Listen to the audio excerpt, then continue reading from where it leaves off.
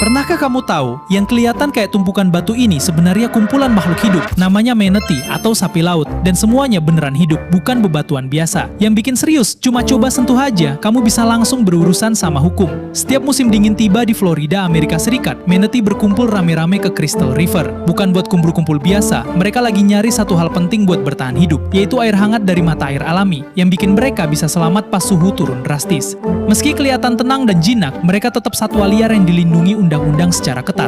Aturannya jelas, boleh diamati dengan tenang, tapi jangan dikejar, dipegang, apalagi diganggu. Like dan share kalau video ini nambah wawasan kamu.